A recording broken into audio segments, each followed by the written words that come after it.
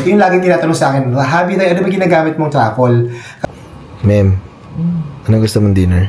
I want spaghetti. Spaghetti, red sauce, or white sauce? Namiss ko yung truffle pasta mo.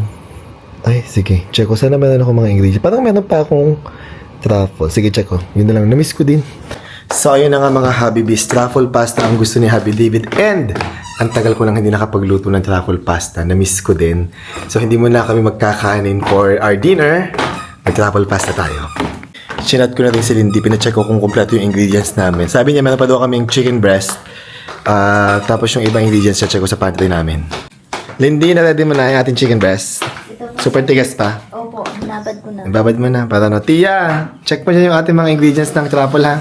Kung meron. Kailangan ko ng truffle tapos yung mga mushroom.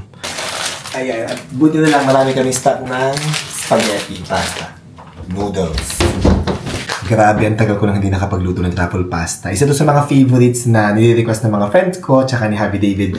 And now, grabe, mga ilang buwan na akong hindi nakapagluto nito, Lindy, di ba? Opo, sir. At sa truffle pasta ko, sobrang simple lang ng mga ingredients. Bukod doon sa chicken breast na pinakita ni Lindy, yung mga chicken fillet, gagamit tayo ng pasta noodles na spaghetti. Any kinds naman, pwede namang linguine, kahit kayong bahala kung anong gusto yung klase ng pasta noodles. And then nag-request si Habi David ng dalawang kinds ng mushroom. Meron tayong shiitake mushroom, tsaka itong button mushroom. Kung meron kayong fresh, mas okay. Kaya dito sa bahay namin, may akong mga can. Kaya yun ang madaling hugutin, diba? Gagamit tayo ng all-purpose cream, meron tayong iba. At tsaka, marami nagtatanong sa akin. Ito yung laging tinatanong sa akin, Habi, tayo, ano ba ginagamit mong truffle kapag gumagawa ka ng truffle pasta? And I think, sinabi ko na rin ito sa mga previous vlogs ko. Ang ginagamit ko, guys, at favorite kong gamitin, is itong Maza na truffle salsa de Tartufo. Actually, ilalagay ko sa comment section kung saan nyo ito mabibili. As in, sobrang sarap nito. Favorite ko talaga ito na truffle salsa, hindi na ako gumagamit ng iba. Lindy, Tia Julie, tulungan niyo ako. Hindi na magluto ng ating spaghetti noodles. Dapat al dente para masarap. So, naluto na Tia Julie tsaka ni Lindy ang aming pasta. Al dente na siya. Ngayon, mag-start tayo magluto ng ating sauce. Meron akong olive oil dito, tapos maglalagay lang ako ng mga 1/4 na butter. Yan. I-mix lang natin sa ating olive oil. And habang tinutunaw yung butter, pwede na natin isabay yung ating chicken fillet.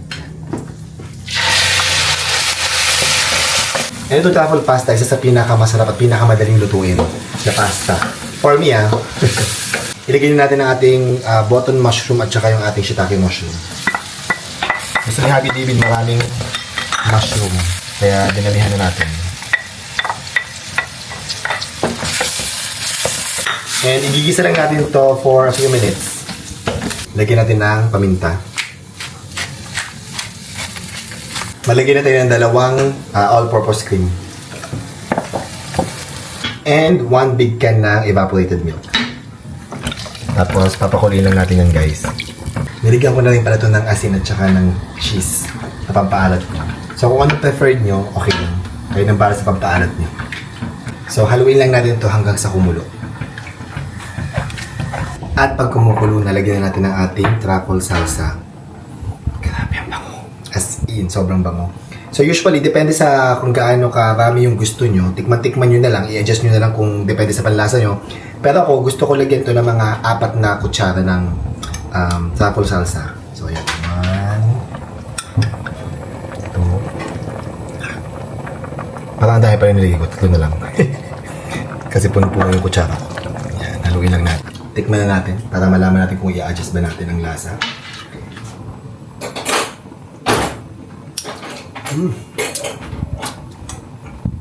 I love truffle pasta. Sobrang sarap. Ayan o, lumalapot na siya, guys. Ayan. Ayan ang bango, diba? Amoy. Truffle, hindi favorite mo to. Opo, sir. Sarap po yan. Super yummy as in. Mahal to sa restaurant, hindi? Opo, nung kumain tayo, sir. Diba? Nung kumain tayo, mahal na to, Opo, diba? mahal.